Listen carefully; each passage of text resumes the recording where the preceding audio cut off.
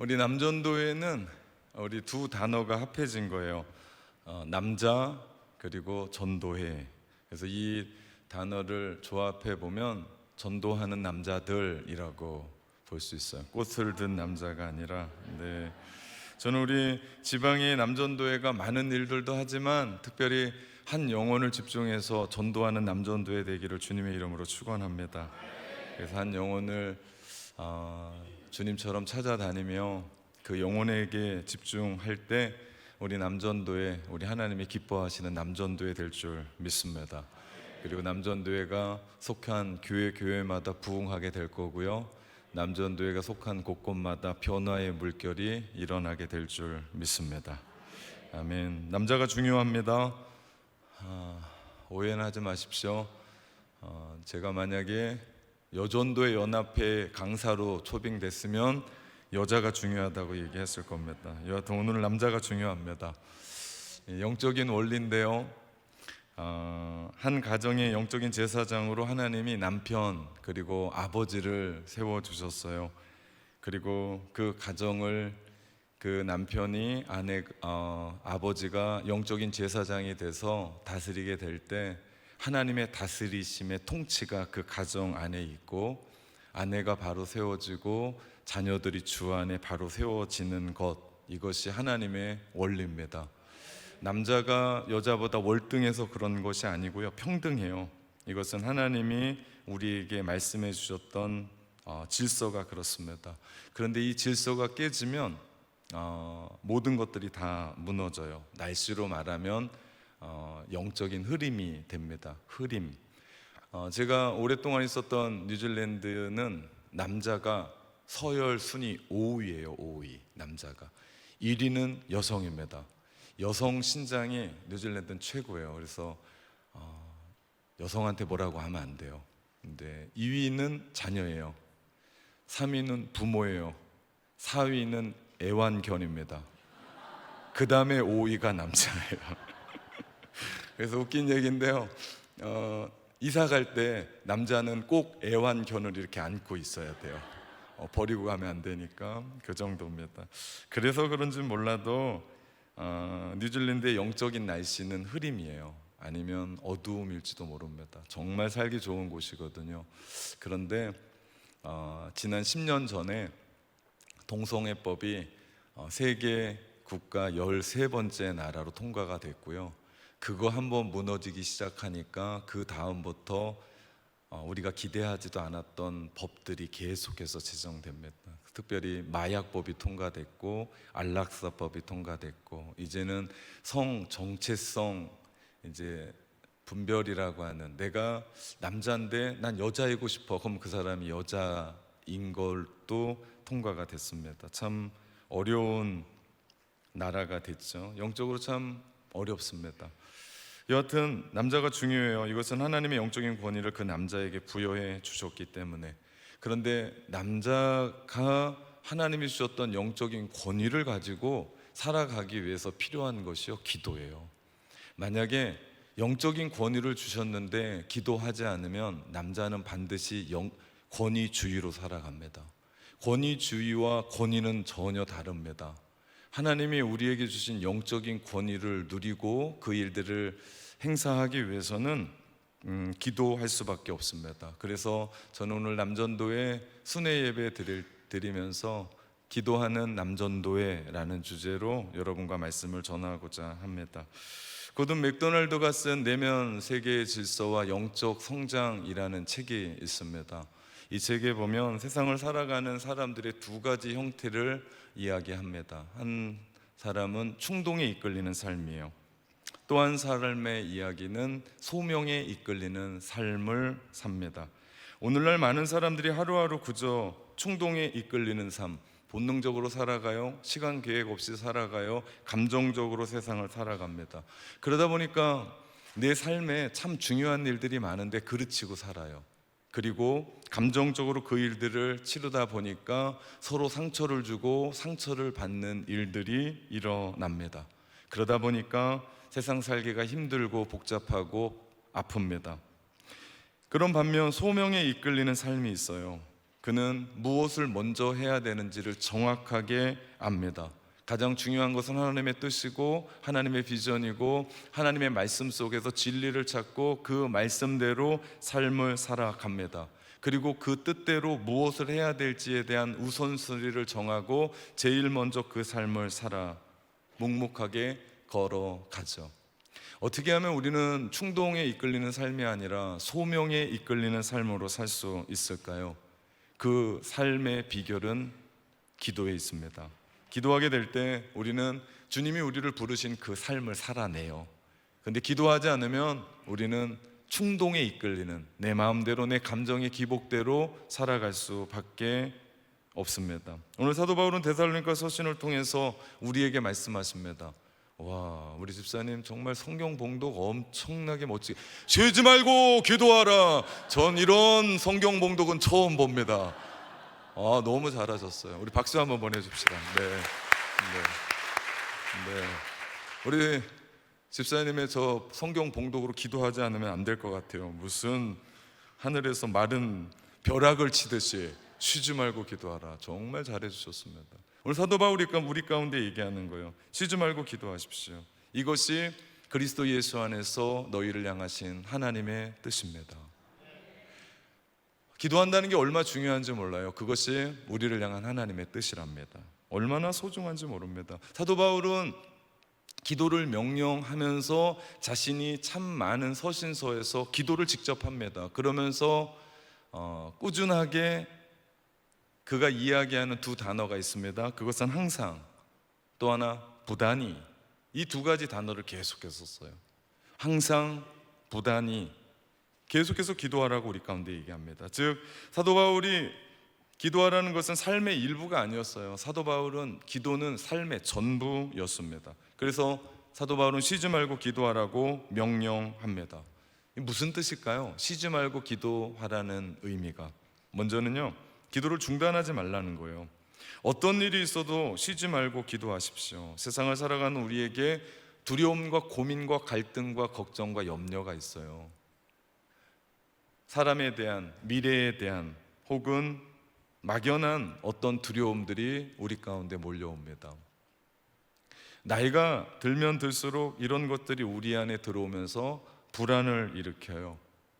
코로나 사태를 지난 후에 사람들이 이런 것들이 더 많아졌어요. 실례로 코로나 사태를 지난 후에 마음의 병을 앓고 정신적인 약을 먹는 사람들이 많아졌습니다. 보건복지부의 통계에 보니까요, 2022년 6월의 통계를 보니까 2019년 코로나가 있기 전에 보다 무려 마음의 병을 앓고 있는, 정신적 계통의 병을 앓고 있는 사람이 무려 5배가 늘어났습니다. 그 중에 가장 큰 부분 중에 하나가 경제적인 이유로 우울증으로 호소하는 사람들이 늘어났고, 그 나이의 집단을 보니까 30대가 1위고 40대가 2위고 50대가 3위입니다.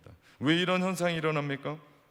두려움 때문에 그래요. 코로나 한번 맞고 나니까 그 다음에 그렇게 쟁쟁했었던 직업, 그렇게 내가 믿고 살았던 것이 다 깨져버렸거든요.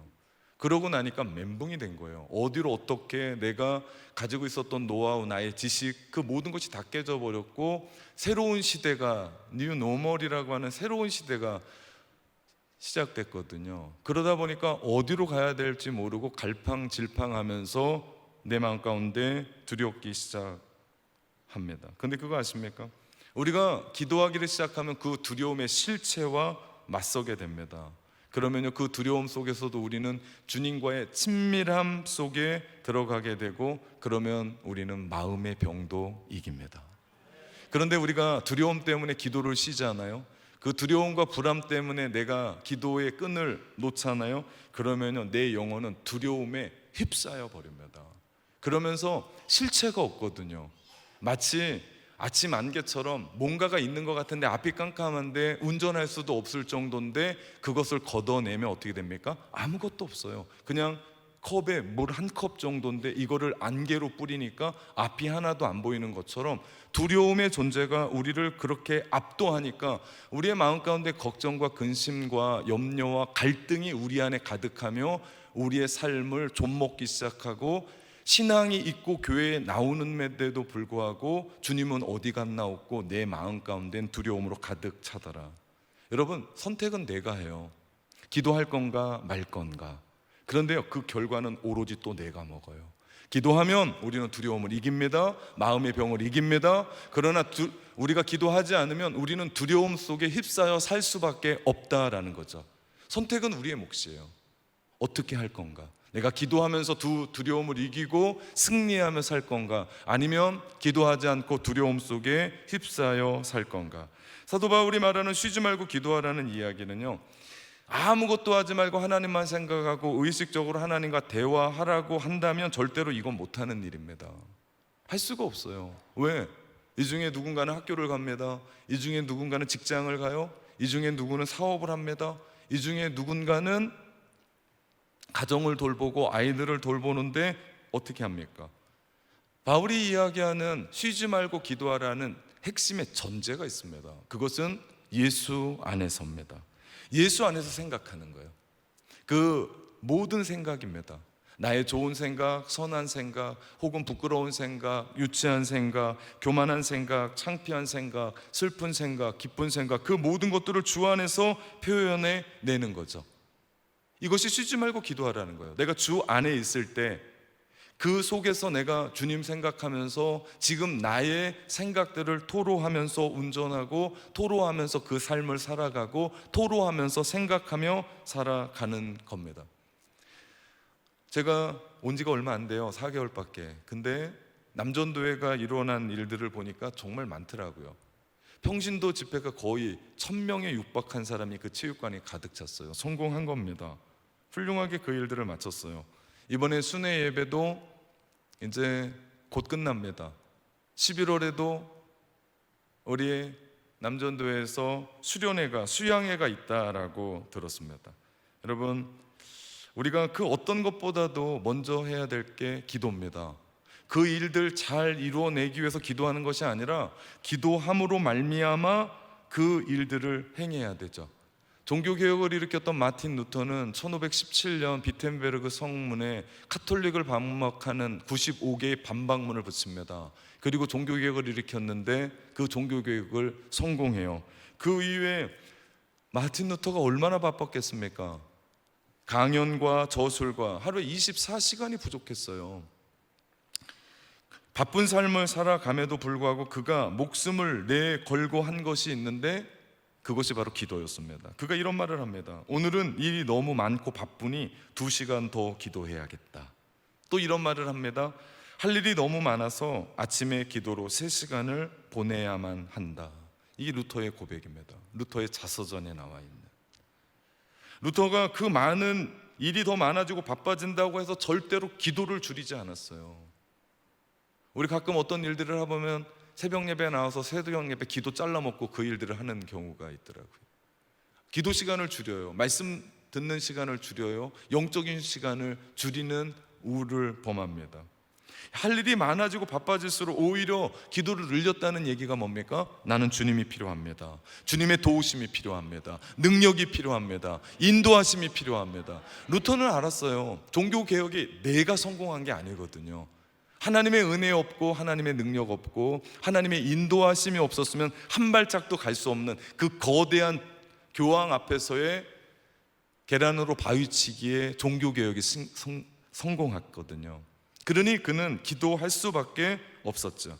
오늘날 이 땅을 살아가는 우리에게도 이런 기도의 갈망이 필요합니다. 하나님 앞에 나아가 주님과 교제하고 대화하는 것만큼 영광스러운 일이 또 어디에 있을까? 문제는 내가 하나님과의 교제를 갈망하느냐는 거예요. 우리 삶에 아무리 바쁘고 피곤해도요, 사실 그때가 더 주님이 필요하다니까요. 피곤하니까, 내가 두려우니까, 내가 아프니까 그때가 더 주님이 필요하고 능력이 필요합니다. 여러분, 우리가 하는 기도만큼 위대한 게 없어요. 바울이 3층 천에 다녀왔다고 얘기해요. 다시 말하면 셋째 하늘이에요. 우리가 살고 있는, 우리가 보고 있는 하늘이 첫째 하늘이에요. 성경이 말하는 둘째 하늘은 악의 세력이 거하는 하늘이에요. 셋째 하늘은 하나님의 보좌가 있는 하늘이에요. 우리가 사는 이 하늘에서 둘째 하늘을 뚫고 셋째 하늘 보좌, 하나님이 계신 보좌 앞으로 상달되고 다다라는 건 하나밖에 없습니다. 그것은 기도입니다. 왜 그런 줄 아십니까? 예수 그리스도의 이름의 능력, 그것이 둘째 하늘 악의 세력을 뚫고 셋째 하늘까지 올라가는 능력의 기도. 그렇기 때문에 사도 바울은 그걸 알았습니다. 그래서 아주 간단한 말씀은 오늘 우리 가운데요, 잊지 않는 말씀 우리 가운데요, 쉬지 말고 기도하라. 쉬지 말고 기도하라. 사도 바울이 그 영적인 원리를 알았기 때문에 말씀하는 겁니다. 또한 쉬지 말고 기도한다라는 의미는요, 항상 기쁨과 감사로 사는 것을 얘기해요. 오늘 여러분의 삶에 기쁨이 넘쳤습니까? 여러분의 입술에 감사가 넘쳤어요? 그 사람은 오늘 쉬지 말고 기도한 사람이라니까요. 이 삶이 쉬지 말고 기도한 사람이에요. 항상 기쁨과 감사함으로 그런 삶을 살아내는 것, 그 사람의 삶이 바울이 이야기한 그 능력을 알고 하나님 앞에 감사하는 삶을 살자. 우리 디모데후서 1장 3절을 말씀해 보니까 내가 밤낮 간구하는 가운데 쉬지 않고 너를 생각하여 청결한 양심으로 조상 쪽부터 섬겨오는 하나님께 감사하고 말씀합니다. 여러분, 우리가 감사함으로 기도하면요, 결과와 상관없이 감사의 열매를 맺습니다. 이게 기적이에요. 놀랍지 않습니까? 우리는 늘 어떤 결과를 가지고 그것의 열매를 생각해요. 그런데 우리가 기쁨과 감사함으로 기도를 시작하면 그 결과와 상관없이 우리의 삶은 기쁘고요, 감사의 열매를 맺게 됩니다. 하나님과 신실한 사랑, 보살핌을 더욱 의지하게 되죠. 그렇기 때문에 어려운 상황, 낙심할 수밖에 없는 상황, 눈물 날 수밖에 없는 그 상황에 내가 기쁨으로 하나님 앞에 나아가는 것, 이것이 얼마나 중요한지 모릅니다. 그때 하나님은 우리의 위기를 기회로 바꿔 주시는 줄 믿습니다. 그러면서 우리가 쉬지 말고 기도하는 겁니다. 그렇다면 어떻게 쉬지 말고 기도할 수 있을까요? 그 하나가요, 주님을 사랑하는 거예요. 그러면 우리는 쉬지 않고 기도할 수 있습니다. 먼저 주님을 사랑하는 것이 쉬지 말고 기도하는 방법이에요. 주님을 의식하며 살아가는 것. 여러분, 누군가를 사랑해 본 적이 있으십니까? 너무 오래돼서 기억이 잘 안 날지 모르지만 그 옛날 기억을 소환해 갖고 와 봅시다. 내가 연애했을 때 그때의 생각들. 지금 연애하고 있는 사람들이 있다면 이 말이 확 와닿을 겁니다. 보고 싶거든요. 또 보고 싶거든요. 그렇게 카페에서 얘기하고 집에 갈 때 전화하고 씻고 나서 또 집에 가서 전화 통화 붙잡고 앉아있고 그 다음 날 가서 또 얘기하고 뭐 그렇게 할 얘기가 많은지. 안전하 서나 당신 생각입니다. 그렇죠? 이게 사랑하는 연인들의 마음이에요. 그리고 그들을 보면 행복에 젖어 있어요. 이게 사랑하는 사람들입니다. 그리고 좋은 것을 내가 알게 되면 나눠주고 싶고, 어디에 가서 맛있는 것을 먹으면 꼭 데리고 가서 같이 먹고 싶고, 정말 좋은 어려운 일들이 있으면 그 고통을 나눠주고 싶은 것이 사랑하는 사람들과의 이야기입니다. 사랑하는 사람과 떼어 생각할 수가 없어요. 이처럼 우리가 쉬지 말고 기도한다는 것은요, 늘 주님 생각한다는 거예요. 주님 사랑해서 내 마음 가운데 늘 주님이 계신 거예요. 좋은 일이든 나쁜 일이든 슬픈 일이든 웃은 일이든 주님과 늘 함께 그 삶을 살아가는 거예요. 작은 부분까지 주님과 연결되어 있다라고 의식하면서 바라볼 때 우리는 쉬지 말고 기도할 수 있습니다. 우리 헨리 나우엔의 새벽으로 가는 길이라는 책에 톨스토이의 비유가 하나 들어가 있어요. 어느 날 머나먼 섬에 3명의 러시아 수사들이 살고 있었던 곳, 너무 외진 곳이어서 아무도 방문하지 않은 곳이었는데 어느 날 그들의 주교가 그곳을 침방하기로 했습니다. 주교가 도착해서 보니까 그 수사들이 그 중요한 주기도문을 모르는 거예요. 그래서 주교는 그날 그들에게 주기도문을 처음부터 끝까지 하나하나 알려주면서 야, 오늘도 참 나의 목회는 훌륭했다라고 생각하면서 그 섬을 떠납니다.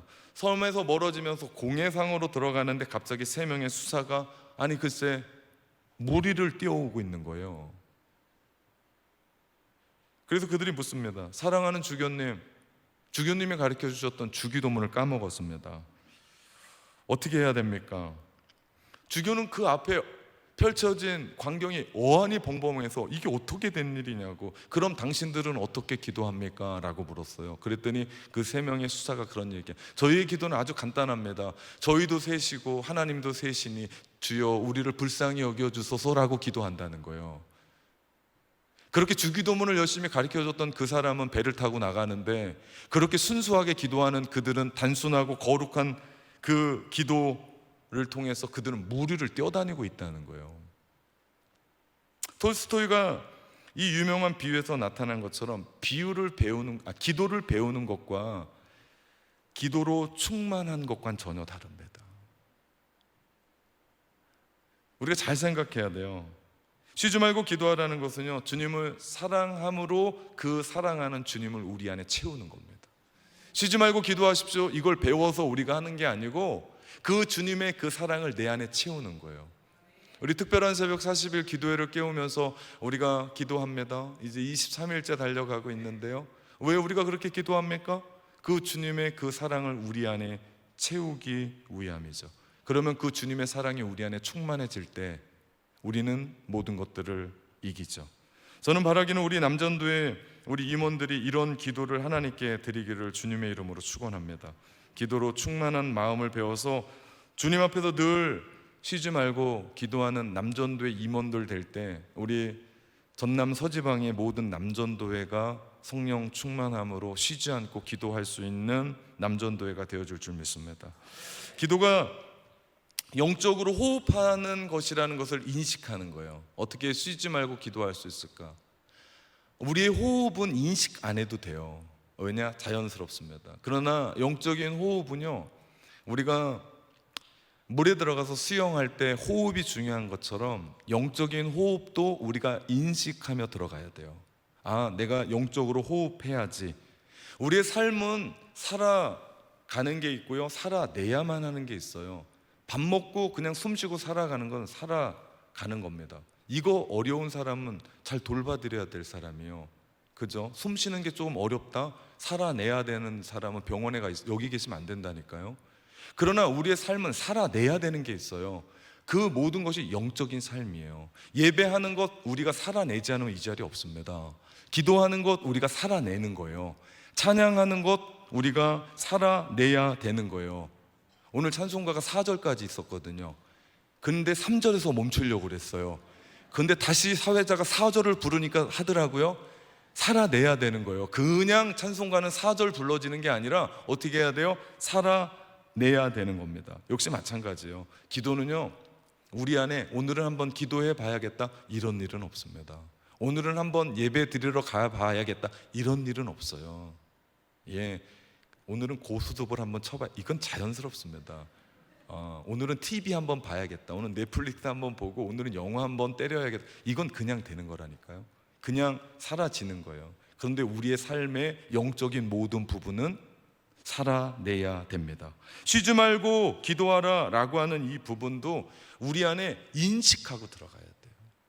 인식하고 들어가야 돼요. 오늘 제가 우리 집사님 성경 봉독 잘하셨다고 하는 이유는 그 말씀이 우리 가운데 그냥 우리 안에 가슴을 쳐야 돼요. 인식해야 돼요.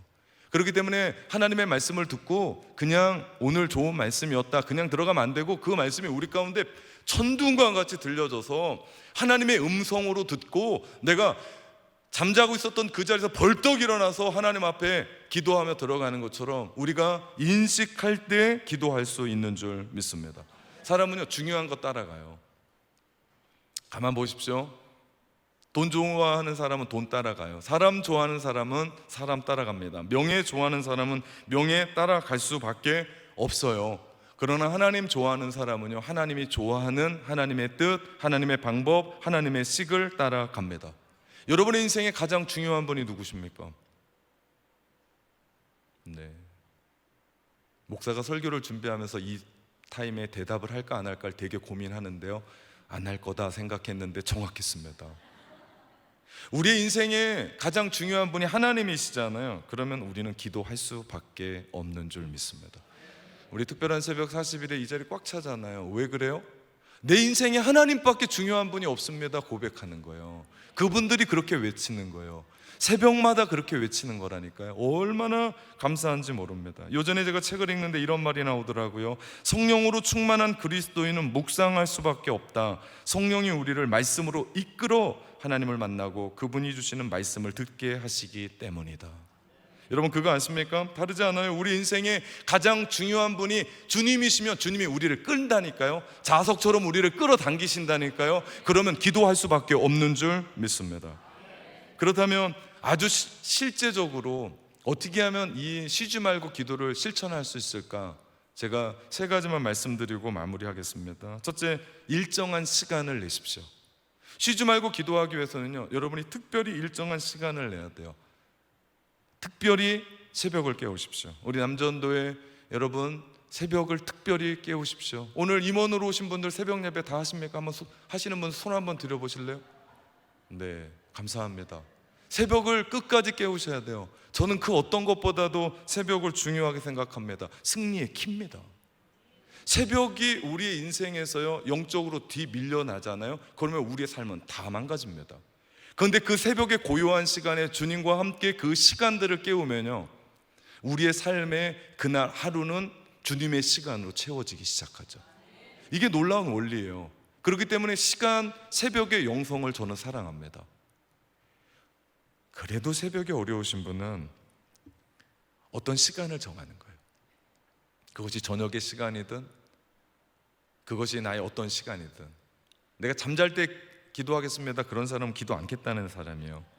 네, 정확하게 시간을 정하십시오. 그게 9시면 내가 무슨 일이 있어도 그 일들을 끊고 집에 오는 거예요.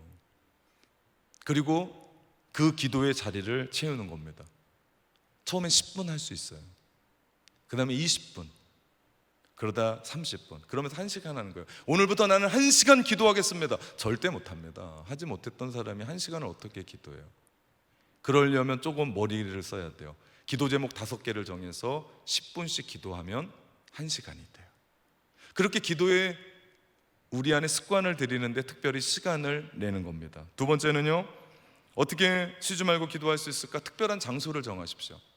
새벽 예배는 이 자리니까 우리는 이 자리에서 예배를 드려요.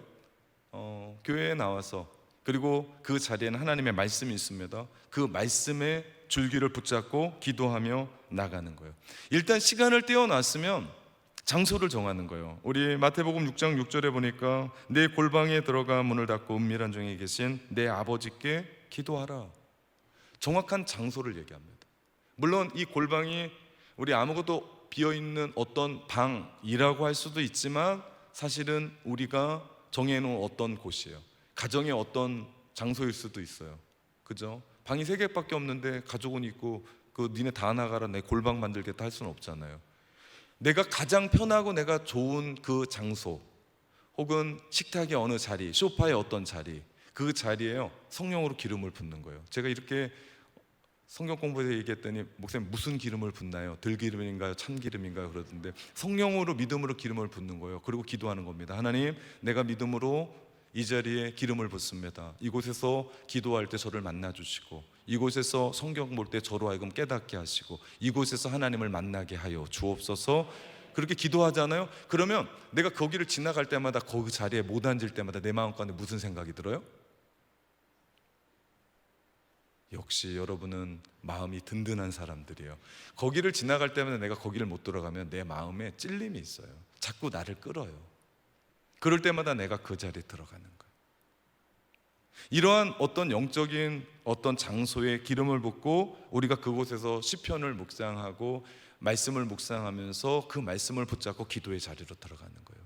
그럴 때 우리는 쉬지 말고 기도할 수 있죠. 마지막입니다. 실제적인 방법은 집중하는 거예요. 내가 시간을 내고 내가 장소를 정했잖아요. 그러면 간단히 말하면 주님을 집중하는 거예요. 그곳에서 우리가 한 자리에 모였을 때 우리 뜨겁게 기도하잖아요.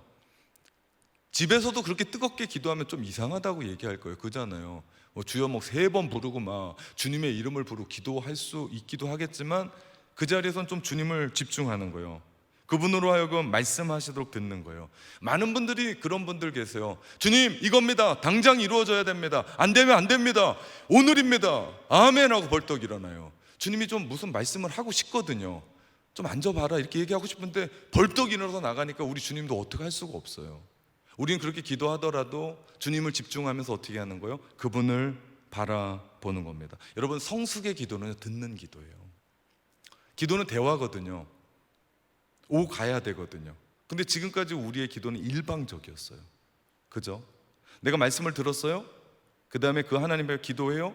그 다음에 마무리는 우리 주님이 우리 가운데 해주고 싶은 말씀이 있을 거 아니에요. 그러면 집중해서 그분의 음성에 귀 기울이는 것 필요하지 않겠습니까?